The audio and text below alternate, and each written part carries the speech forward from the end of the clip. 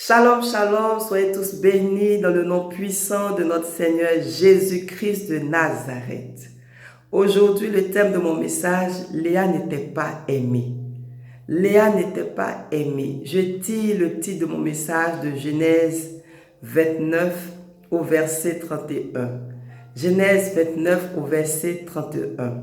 Je vais commencer la lecture à partir du verset 15. Mais avant de commencer, je veux m'adresser à un homme, à une femme qui n'est pas aimée par son conjoint, qui n'est pas aimée par son frère, qui n'est pas aimée par sa soeur, qui n'est pas aimée par ses amis, qui n'est pas aimée par ses collègues, qui n'est pas aimée par son responsable, qui n'est pas aimée par son pasteur. Et oui, je veux m'adresser à toi. Je veux te dire, c'est vrai, l'homme ne t'aime pas, mais Dieu t'aime. Le Seigneur Jésus-Christ t'aime. L'homme ne t'aime pas, ton époux ne t'aime pas, ton épouse ne t'aime pas, ton frère ne t'aime pas, ta soeur ne t'aime pas. Mais Dieu t'aime. Et parce que Dieu t'aime, il va faire quelque chose pour toi. Oui. Je commence la lecture. Puis Laban dit à Jacob, « Parce que tu es mon parent, me serviras-tu pour rien?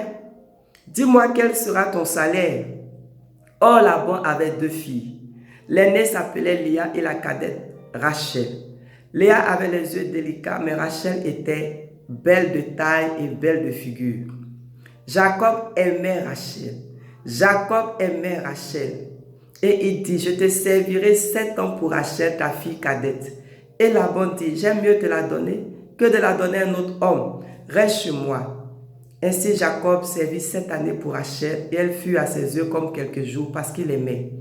Ensuite, Jacob dit à Laban, « Donne-moi ma femme, car mon temps est accompli, et j'irai vers elle. » Laban réunit tous les gens du lieu et fit un festin.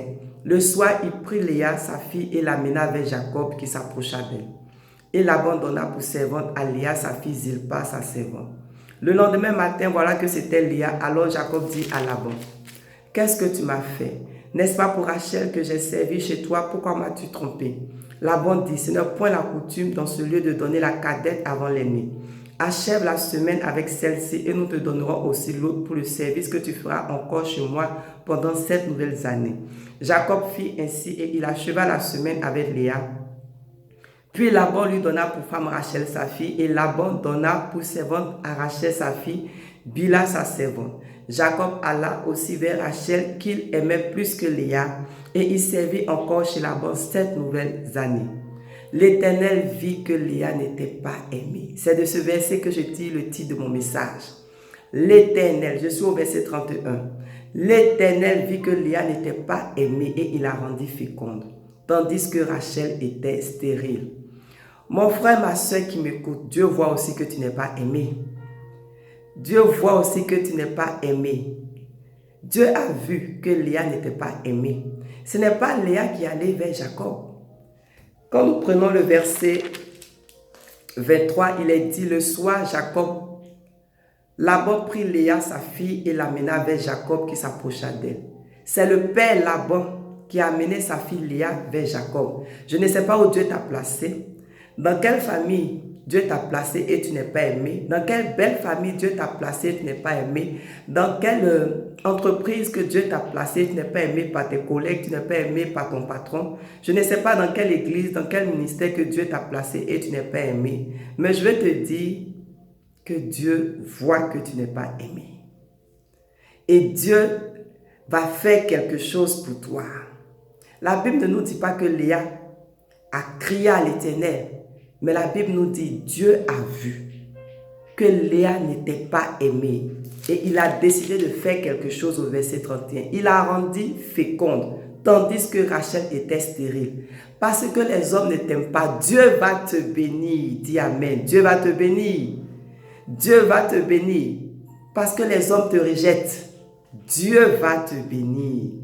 Dieu va te bénir. Je veux t'encourager à garder la foi, à continuer à prier, à continuer à faire l'œuvre de Dieu, à continuer à marcher dans la sanctification. Dieu te bénira comme il a béni Léa. Il a béni Léa. Et lorsqu'elle a enfanté son premier fils, elle dit, l'Éternel a vu mon humiliation. Je ne sais pas ce que ton homme, ta femme, ton frère, ta soeur, les autres te font subir. Mais Léa dit, l'Éternel a vu mon humiliation. Dieu voit ton humiliation. Tu n'as rien fait de mal. Et on ne t'aime pas.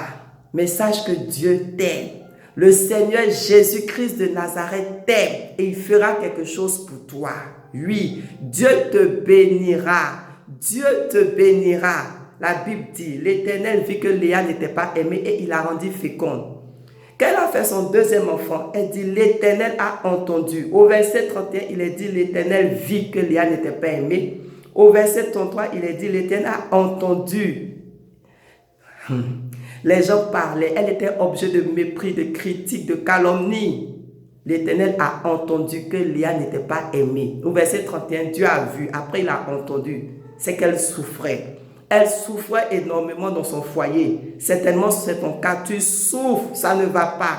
Dans ton foyer, ça ne va pas. Sur ton lieu de travail, ça ne va pas. À l'église, ça ne va pas. Dans ton quartier, ça ne va pas. Partout où tu passes, les portes sont fermées. Pourtant, tu n'as rien fait. C'est Dieu qui t'a placé là et tu es objet de jalousie, objet de méchanceté. Sache que Dieu fera quelque chose pour toi. Oui, comme il a fait pour Léa, Dieu a béni Léa. Il a béni Léa. Mon frère, ma soeur, c'est une courte exhortation pour te dire que Dieu voit ton humiliation. Il voit ta souffrance. Oui, il voit ce que tu endures et il te bénira. Il te bénira. Il te bénira. Sois fortifié, attache-toi encore au Seigneur Jésus, car il fera de grandes choses avec toi. À bientôt.